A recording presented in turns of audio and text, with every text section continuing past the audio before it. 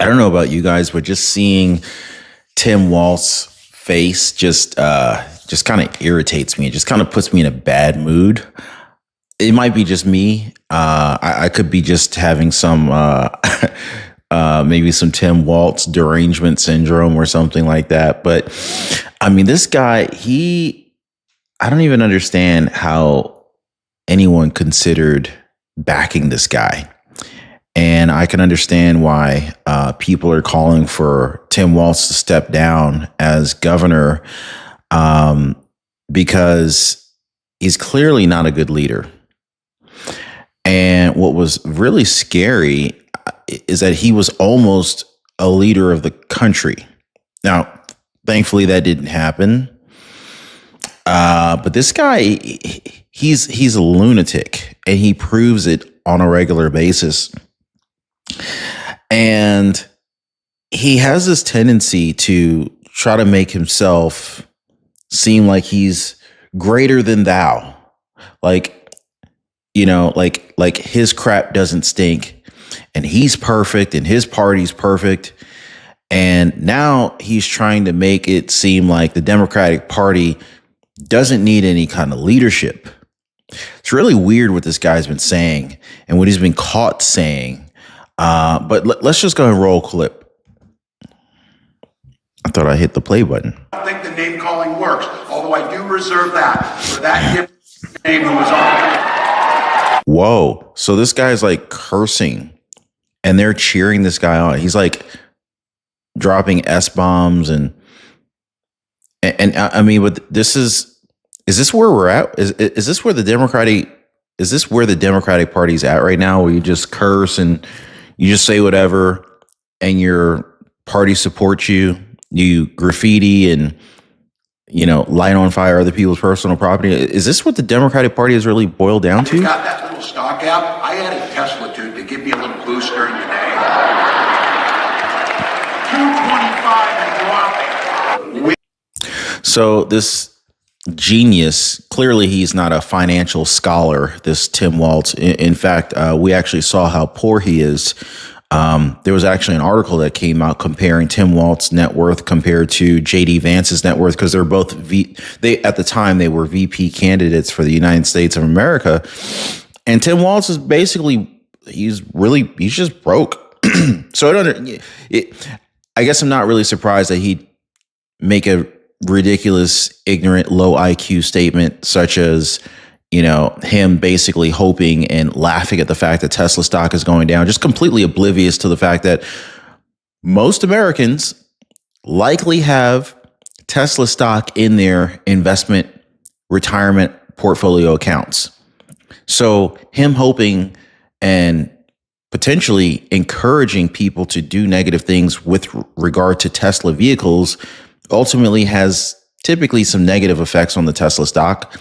So with him saying these things and making these jokes and encouraging people to do whatever they're doing, it really shows just how ignorant he is and how much he doesn't care about the people, because it affects everyone's bank accounts. Can an unelected South African Nepo baby be able to cut our programs? Wow, is this guy racist too? He's mad at where this man's from. Like, he's attacking South Africans.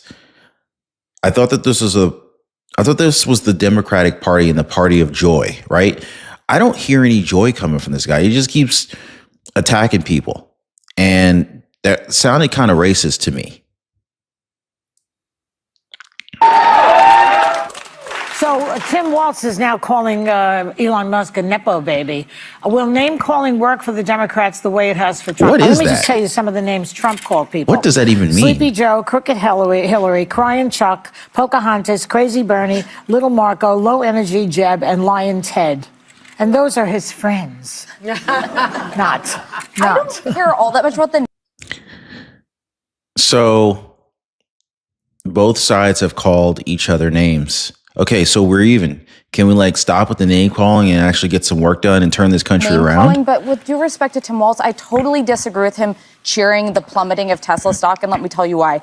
A number of state pensions are invested in Tesla stock. They're trying to divest right now because Elon's become unpopular and they've gone downhill and he's controversial. But if you're in New York or California, your your state retirement is invested partially in Tesla stock. So is the Federation of American Teachers. And by the way, a lot of the people sold mine. Well, oh my God. What do you guys think about Joy Behar? Is she an idiot? Is she a genius? Is she just a buffoon? I mean, like, oh, I sold mine. Did anybody ask you if you sold your stock? I didn't ask you, Joy Behar, if you sold your stock. So apparently Joy Behar, stop the presses, guys. Stop the presses. Joy Behar, she sold her freaking Tesla stock. So I wonder what her intent was in that. Is she trying to encourage everyone else to do the same? But a lot of people who bought Teslas because they cared about the environment and they wanted an EV, now are having trouble offloading them because people don't want to buy them. And by the way, the cost of cars are up because of Trump's tariffs. So that to me was like very misplaced. I don't cheer for the American economy crashing. Well, what's really interesting here is it's from the videos I've been seeing, and you guys let me know, just drop a quick yes or no in the comments. Have you been seeing a bunch of liberals destroying Tesla cars? Have you guys been seeing that? Or have you been seeing a bunch of conservatives destroying Tesla cars? Now, what's really interesting here is it was mainly, if you guys were aware, paying attention, it was mainly the tree huggers, and there's nothing wrong with hugging trees because I love nature, but I'm just saying, like, it was like the tree huggers were known to typically be more liberal, and during the election time, and even during during the Biden administration, they were so pro green energy and all of that, right? And they were pushing the EV cars and all this other stuff, electric vehicles. A lot of people didn't want to buy electric vehicles. I'm not going to buy electric vehicles unless I'm forced to, like, unless they stop selling gas powered cars. I just prefer gas powered cars. I'm not trying to have to, drive for 2.5 hours and then park for 45 minutes to an hour and a half waiting for my car to charge before I can drive off again. I'm just not a big fan of that. I also like the sound of a nice V8 or a nice exhaust, and I just feel like cars without a combustion engine don't have a soul. And as a car person, that's important to me. But anyway, I think it's interesting how these angry liberals who are like trying to attack Elon Musk for the good that he's doing, which is saving the country money. Like, I don't even understand why they're attacking him over this. Like, what has Elon Musk really done that was bad? I don't get it. And then they're like the Department of Government Efficiency and Trump and James Fishback, they're trying to give 20% of the money that Doge identifies as wasteful spending, fraud, and abuse. They're trying to send it back to the American people in the form of a Doge stimulus check. So it's like, when you have an objective like that, like, why would you attack the guy who's trying to send you money? That doesn't even make any sense, unless you're attacking him because maybe he's attacking you, meaning if these politicians who are attacking Elon Musk are somehow getting paid on the back end through all of this fraud, waste, and abuse, then I can understand why they would be mad at him. And because they're scheming the system, because they're scamming the system, maybe they're mad at Elon Musk because he's going to uncover that. It's going to come to an end, and they're not going to be able to continue to get paid in some shady, underhanded way. And they don't want the American people getting their money back in the form of a Doge dividend stimulus check. Maybe that's it. I don't know. Is Tesla going to crash? Because no, I Tesla's just mean in general, under? like if the Tesla stock is going down before these states are able to divest, that's going to cost people their retirements. Well, it's sad. I understand what you're saying. On the other hand, people. Joy Behar, man, she said it's sad. Man, she'll care about people. All she care about is herself. Protesting. By the way, that woman in the first clip is who beat Liz Cheney, and I wonder if Liz Cheney. Wyoming's having a little bit of buyer's So remorse. look, I'm She's no really Liz Cheney. Yeah. No, she's not. Yeah. I'm really happy to see the American people wake up, stand up, speak up, and act up. Because, Oh boy. you know, Here we go. Watch out, I guys. think that when Trump first got elected, everybody was like in shock, right? And apoplectic for a while. And then I think there's been a lot of Were you guys in shock when Trump won? fear. Let me know. There's a lot Just of fear say out yes or there no. of incurring Trump's wrath, and people are justified in having that fear. But we've got to shake it out. We've got to shake it off, and we have got to continue putting pressure, because this system only works, our system only works when there is accountability, when there are checks and balances. And right now, the House of Representatives and the U.S. Senate, they represent Donald Trump. They don't represent the American people. Right. And so Well, the American people elected those people. So how is that even true? Does she not know how this thing works? Like, all of those positions are those are elected positions. They're not like appointed by the president. What in the world is Ana Navarro even talking about here? So we, the voters, have got to remind our representatives that they are there to represent us. And it's great to see American people being what we do in America, right? Petitioning, What? holding your elected officials accountable. Yeah, but the Did you hear her? Like, I don't even think she understood what she said. chairman of the National Republican Congressional Committee, I believe that's Johnson, Richard Hudson. Richard Hudson.